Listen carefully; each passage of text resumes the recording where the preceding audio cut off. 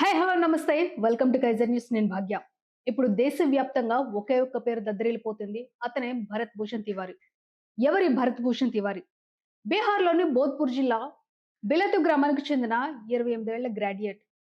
మరి ఒక గ్రాడ్యుయేట్‌ను పోలీసులు పిచ్చోడని చెప్పి ఎన్‌కౌంటర్ చేయడానికి కారణం ఏంటి? ఇది నిజంగానే ఎన్‌కౌంటర్ అంటారా? లేక పోలీసులు ఆడిన కోల్డ్ బ్లడెడ్ మర్డరా? వివరాల్లోకెళ్తే గ్రాడ్యుయేట్ అయిన భరత్ భూషణ్ తివారీ ఇలా ఒక గన్ పట్టుకొని అధికారులను బెదిరించడం ఏంటి? దానికి గల కారణాలేంటి? భరత్ భూషణ్ తివారీ సొంత గ్రామం బిలాతి గ్రామం. ఈ బిలాతి గ్రామంతో పాటు చుట్టుపక్కల ఉన్న ప్రజల కోసమే తన ప్రాణాలు సైతం లెక్క చేయకుండా పోరాడాడు అని చెప్తున్నాడు. ఎందుకంటే స్థానికంగా ఉన్న రాజకీయ నాయకులు గాని, అవినీతి అధికారులు గాని 1% కూడా ఇతని గ్రామానికి గాని, ఇతని చుట్టుపక్కల ఉన్న గ్రామానికి గాని న్యాయం చేయలేదు అనే ఒక్క కారణంతోనే క్షేత్రస్థాయిలో వీరు చేస్తున్న పనులను ఎండగట్టేవాడు ఈ భరత్ భూషణ్ తివారీ. బిలాతి గ్రామం ప్రతి ఏటా గంగా సోమనదుల వరదల్లో మునిగిపోతూ ఉంటుంది స్టిల్ ఇప్పటికి కూడా.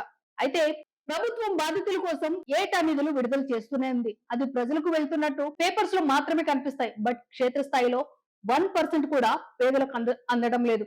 వరదలు వచ్చినప్పుడు ప్రభుత్వం పడవలు ఏర్పాటు చేయడం, ఏదో ఆహారం పెట్టడం, లేకపోతే కమ్యూనిటీ కిచెన్స్ పెట్టడం లాంటి తాత్కాలిక పనులు మాత్రమే చేస్తుంది తప్ప, కానీ వరదలు రాకుండా ఆపే శాశ్వత పరిష్కారాలు మాత్రం ఇప్పటి వరకు చేయలేదు. అలాగే వరద బాధితుల కోసం వచ్చే ఫండ్స్ కానివ్వండి, పరిహారం కానివ్వండి, అర్హులైన పేదలకు పూర్తిగా అందడం లేదని, స్థానిక అధికారులు మధ్యవర్తుల అవినీతి వల్ల నిజమైన బాధితులు నష్టపోతున్నారని ప్రజలు మండిపడుతున్నారు. ఇక దీనిపైనే భరత్ తివారీ కూడా గట్టిగా మాట్లాడేవాడు. మధ్యవర్తులు లంచగొండ అధికారులు తినేస్తున్న సొమ్మును నేరుగా ప్రజల ఖాతాల్లోకి జమ చేయాలని పోరాడేవాడు భరత్ తివారీ. అయితే ఈ ప్రాంతంలో జరుగుతున్న రోడ్డు ప్రాజెక్టులు కానివ్వండి, ఇతర నిర్మాణాల కోసం కొంతమంది రైతుల నుండి భూములు సేకరించారు. కానీ ఇక్కడ భూములు కోల్పోయిన పేద మధ్యతరగతి రైతులకు మార్కెట్ ధర కంటే తక్కువ ధరనిచ్చి చేతులు చూపేసుకున్నారు అధికారులు.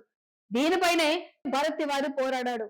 ఏదైతే మార్కెట్ ధర ఉందో ఆ ధరని రైతులకు నిర్ణయించాలని, దీని వెనుక పెద్ద స్కామ్ జరుగుతుందని అధికారులను నిలదీశాడు. ఇలాంటి పనులు చేయడం వల్ల భరత్ తివారీపై అక్కడున్న అధికారులకు పోలీసులకు పీకల వరకు కోపం ఉండదు. ఎందుకంటే ఆ ఏరియాలో ఎవరు వచ్చి అడిగే నాదుడే లేడు. అధికారులు చెప్పిందే వేదం, వాళ్ళు పేపర్లో రాసిచ్చిందే నిజం. కానీ ఈ విషయాలన్నీ తన సోషల్ మీడియా ద్వారా ప్రపంచానికి తెలియజేస్తున్నాడని భరత్ తివారీపై అక్కడున్న అధికారులు కానివ్వండి, పోలీసులకు కానివ్వండి పీకల వరకు కోపం ఉంది. ఇలా జరుగుతూ వస్తుండగా మొన్న అంటే జూన్ 15వ తేదీన భరత్ తివారీ తన సోషల్ మీడియా అకౌంట్ లో ఒక రీల్ ని పోస్ట్ చేశాడు. ఆ రీల్ లో ఒక పిస్తోల్ ను చూపిస్తూ స్థానిక సబ్ డివిజనల్ ఆఫీసర్ ని హెచ్చరిస్తూ చేసిన ఒక వీడియో వైరల్ అయింది. ఎందుకనంటే నేను చెప్పి చెప్పి అలసిపోయాను కాబట్టి నేను ఆయుధాన్ని పట్టుకున్నాను. స్థానిక సమస్యల పరిష్కారం కోసం తీసుకున్న తీవ్రమైన నిర్ణయం అని భరత్ తివారీ చెప్పాడు. అయితే ఈ వీడియోను ఆధారంగా చేసుకుని ఆయుధాన్ని స్వాధీనం చేసుకోవడానికి, అలాగే అతను విచారించడానికని పోలీసులు జూన్ 15వ తారీఖున 2 సార్లు భరత్ తివారీ ఇంటికి వెళ్ళాడు. కానీ ఆ 2 సార్లు భరత్ తివారీ ఇంట్లో లేడు. నెక్స్ట్ డే అంటే జూన్ 16వ తేదీన పోలీసులు ఇంటిని చుట్టుముట్టారు. అయితే ఈ క్రమంలోనే భరత్ తివారీని అరెస్ట్ చేయడానికి పోలీసులు చాలా ట్రై చేశారు. ఆ టైంలోనే భరత్ తివారీ తన గన్ను చూపిస్తూ అక్కడున్న పోలీసులను బెదిరించాడు. అయితే ఇక్కడ కొంతమంది అంటారు గన్ను పోలీసులకు చూపించడం తప్పు కదా అని అంటే ముమ్మాటికి తప్పే. కానీ ఆ తప్పు చేయడానికి కారణం ఎవరు? ఇక అదే టైంలో భరత్ తివారీ పోలీసుల మీదకు గన్ చూపిస్తూ కాల్చి పారేస్తా అని చెప్పిన వీడియోస్ కూడా సోషల్ మీడియాలో హల్చల్ చేశాయి. దాదాపు 20 నిమిషాల పాటు పోలీసులను తన ఇంటికి రాకుండా బంధించాడు. దానికి సంబంధించిన ఒక వీడియో కూడా సోషల్ మీడియాలో విపరీతంగా అయింది. అయితే జూన్ 16వ తేదీన రాత్రి పోలీసులు ఒక విచిత్రమైన ప్రెస్ నోట్ ని రిలీజ్ చేశారు. దానిలో ఏంటంటే భరత్ తివారీని క్రిమినల్ కాకుండా ఒక మెంటల్లీ అన్స్టేబుల్ అని చెప్పేసి పేర్కొన్నారు. అంటే ఒక పిచ్చోడు ఇలాంటి పోస్ట్ చేస్తున్నాడు కాబట్టి ప్రజలెవరూ కూడా తప్పుదో పట్టొద్దు, నమ్మొద్దు అని చెప్పేసి ఒక ప్రెస్ నోట్ అనేది రిలీజ్ చేశారు. ఇక్కడ నాకున్న డౌట్ ఏంటిదంటే భరత్ తివారీ గురించి ఆ ఊర్లో ఎవరికి తెలియదంటారా? అతను పోస్ట్ చేసిన అన్ని వీడియోస్ లో కూడా ఆ ఊరిలో ఏ ప్రాబ్లమ్స్ ఉన్నాయి, ఆ చుట్టుపక్కల ఊర్లలో ఎలాంటి ప్రాబ్లమ్స్ ఉన్నాయి, అధికారులు ఎలా పనిచేయట్లేదు, ఇలాంటి వీడియోస్ తీసి పెట్టారు తప్ప ఎలాంటి పిచ్చి పిచ్చి వీడియోస్ అయితే తీయలేదు. మరి ప్రజల గురించి పోరాడేవాడిని పిచ్చివాడని ముద్ర వేస్తారా? అంటే మీ తప్పులు సరిచేసుకోవడానికి ప్రజల కోసం పోరాడే ఒక వ్యక్తిని పిచ్చివాడిగా చిత్రీకరించేశారు ద గ్రేట్ బీహార్ పోలీసులు. అయితే ఇక్కడ చూసుకుంటే భరత్ భూషణ్ తివారీ మీద ఒక్క క్రిమినల్ బ్యాక్గ్రౌండ్ కూడా లేదు. అంటే ఒక్క ఎఫ్ఐఆర్ రికార్డు కూడా లేదు. ఇక ఎన్కౌంటర్ కి ముందు కూడా భరత్ తివారీ ఏమన్నాడంటే సమాజం కోసం పోరాడే వాళ్ళని కూడా పిచ్చోడని ముద్ర వేశారు. నన్ను కూడా పిచ్చోడని ముద్ర వేస్తున్నారు. కానీ ఇప్పుడు నన్ను చంపితే నాలాంటి వాళ్ళు 100 మంది వస్తారు. ఇలాంటి అవినీతి మీద పోరాటం అనేది జరుగుతూనే ఉంటుందని చెప్పేసి తన లాస్ట్ వీడియోలో చెప్పాడు.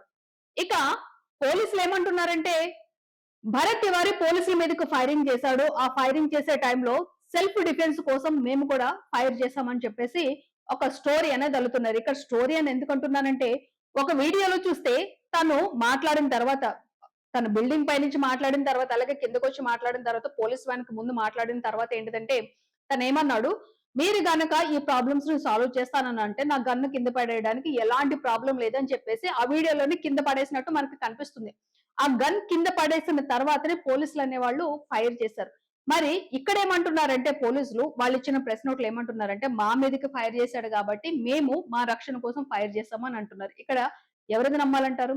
ఒక వ్యక్తి తన గన్ను కింద పడేసిన తర్వాత కూడా ఒక 4-5 బుల్లెట్లు మీరు కాల్చారంటే ఎవరిది తప్పు? అంటే ప్రశ్నిస్తే చంపేస్తారా? అతను చాలా క్లియర్ గా చెప్పాడు. ఏమని? నా డిమాండ్‌లు నెరవేర్చండి. ఇదిగో నా తుపాకీని కింద పడేస్తున్నాను అని చెప్పేసి పోలీసులు ముందుకి ఇసిరేసాడు. పక్కకు కూడా కాదు. ఆ పోలీస్ వ్యాన్ ఏదైతే ఉందో ఆ పోలీస్ వ్యాన్ ముందుకే విసిరేసి తను లొంగిపోతున్నాను అని చెప్పిన తర్వాత కూడా ఫైర్ చేశారంటే ఏమనుకోవాలి? 16వ తారీఖున ట్రీట్మెంట్ ఇస్తాము అని చెప్పిన పోలీసులు 17వ తేదీ ఉదయము బుల్లెట్ ప్రూఫ్ జాకెట్లతో వెళ్లారు. అక్కడికి వెళ్ళిన తర్వాతనే ఇదంతా జరిగింది. జూన్ 17వ తారీఖున జరిగింది. ఆ రివాల్వర్ పడేసిన తర్వాత కూడా వాళ్ళు ఫైర్ చేశారంటే ఏమనుకోవాలి? అంటే 2 రోజులు మిమ్మల్ని తిప్పలు పెట్టాడు కాబట్టి, మిమ్మల్ని దగ్గరికి రానివ్వకుండా తిప్పలు పెట్టాడు కాబట్టి, ఆ గడ్జ్‌తోనే ఈ పోలీసులందరూ కలిసి ఇలా చేశారంటారా? ఇక ఇదే వ్యవహారంపై అక్కడున్న ప్రతి ఒక్కరు కూడా కన్నీరు మున్నీరవుతున్నారు. వాళ్ళేమంటున్నారంటే, భరత్ ఉండడం వల్లే మేబీ మాకు ఇంత కొంచెం మంచైనా జరిగింది. భరత్ లాంటి వాళ్ళు లేకపోతే కనీసం మా మొహాలను చూసే నాథుడే లేడని చెప్పేసి అక్కడున్న ప్రజలు చెప్తున్నారు. మరి ఇప్పుడు పోలీసులు చెప్పింది నమ్మాలంటారా? లేకపోతే అక్కడున్న ప్రజలు చెప్పింది నమ్మాలంటారా? ఇక భరత్ చనిపోయిన తర్వాత అతని ఫ్యూనరల్‌కి చూస్తే ఏంటిదంటే, ఎంత మందొచ్చారో ఆ వీడియోలో చూస్తే మనకు అర్థమవుతుందండి. అది కూడా ఏంటిదంటే ఎక్కువ టైం కూడా ఉంచలేదు. అతన్ని దహనం చేయడానికి కూడా ఎక్కువ టైం ఉంచలేదు. ఎక్కువ టైం ఉంటే ఇంకా అందరూ చుట్టుపక్కల ఏరియా వాళ్ళందరూ వస్తారని చెప్పేసి మేబీ భయపడినట్టున్నారు అక్కడ పోలీసులు. ఒక వ్యక్తి చనిపోతే ఒక 10 మంది, 20 మంది లేకపోతే ఒక 100 మంది వెళ్తారేమో మేబీ బాగా తెలిసిన వాళ్ళు. కానీ భరత్ చనిపోయిన తర్వాత ఆ చుట్టుపక్కల ఉన్న గ్రామాలందరూ కూడా అతనికి వీడ్కోలు పలుకుతూ వెళ్లారంటే అతను చేసింది తప్పంటారా? ఒప్పంటారా? నిజంగా తప్పు చేసిన వ్యక్తి అయితే అంతమంది వస్తారంటారా? ఇక ఈ దారుణంపై బీహార్ వ్యాప్తంగా ప్రజలు రోడ్లపైకి వచ్చారు. అయితే ఈ ఎన్కౌంటర్ ఏదైతే ఉందో దానిలో 4 పోలీసులను ప్రభుత్వం సస్పెండ్ చేసింది. ఈ సస్పెండ్ ని నేనేమంటానంటే జీతాలిచ్చి జస్ట్ మీరు ఒక హాలిడేస్ కి వెళ్లి రండి అని చెప్పేసి ఇచ్చిన సస్పెండ్ టైప్ లో ఉందన్నమాట. ఎందుకంటున్నానంటే జస్ట్ సస్పెండ్ చేస్తారండి. తర్వాత ఈ విషయాన్ని మర్చిపోయే వరకు ఉండి తర్వాత వాళ్ళకి పక్క జిల్లాలోనో లేకపోతే కొంచెం దూరమైన ప్రాంతంలోనో పోస్టింగ్ ఇస్తారు తప్ప ఒక చనిపోయిన వ్యక్తిని ఎవరైతే చనిపోయిన వ్యక్తి ఉన్నారో ఆ వ్యక్తిని మీరు తిరిగి తీసుకురాగలరా? పోలీసుల వల్ల క్రిమినల్స్ అయిన వాళ్ళు, క్రిమినల్స్ కాని వాళ్ళు చనిపోతే పోలీసులు ఏం చేయరండి.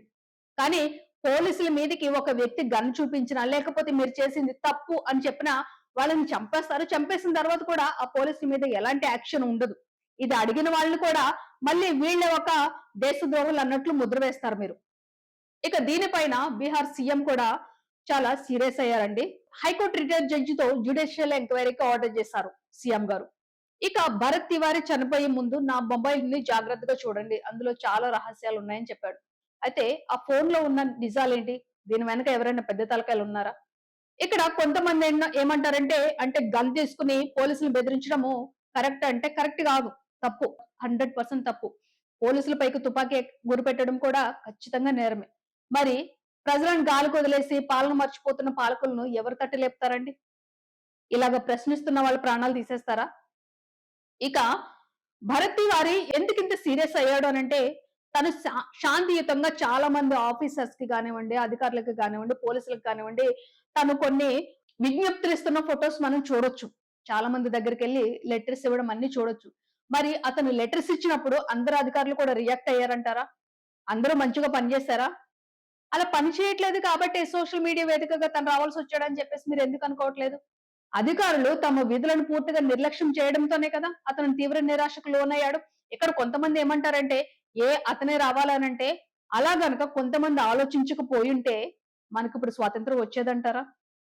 ఒక్కసారి గుండెల మీద చేసుకొని చెప్పండి. ఎవరికి వారే నాకెందుకులే, ఈ రోజు నేను తింటున్నాను, ఉంటున్నానని చెప్పేసి అనుకుని ఉండుంటే గనక, ఎవరైతే మనకి ఫ్రీడమ్ ఫైటర్స్ ఉన్నారో, పెద్ద పెద్ద మహాత్ములు ఉన్నారో, వాళ్ళు గనక అలాగే అనుకుని ఉండుంటే, ఇప్పటికి మనకి స్వాతంత్రం వచ్చేదంటారా? భరత్ తివారీ ఆయుధాన్ని పట్టుకుని అధికారులను నిలదీయడం వల్ల అహం నిద్రలేచిందంటారా అధికారులకి? ఇక ఒక సామాన్యుడు మమ్మల్ని నిలదీస్తాడా అనే కోపం వాళ్ళ కళ్ళలో నిండినట్టు మనకు కనిపించట్లేదా? ఇక పోలీసుల సంగతికొస్తే మా పైన గురి పెడతాడా అనే అసహనం నిండుకున్నట్టుంది. మేబీ అందుకేనేమో పిస్టల్ కింద పడేసిన తర్వాత కూడా కాల్చేశారు. ఇక్కడ తప్పు ఎవరిదండి? ఆయుధాన్ని కింద పడేసిన భరత్ చౌహాన్ తివారీదా? లేక ఆయుధం లేని భరత్ తివారీని షూట్ చేసిన పోలీసులదా?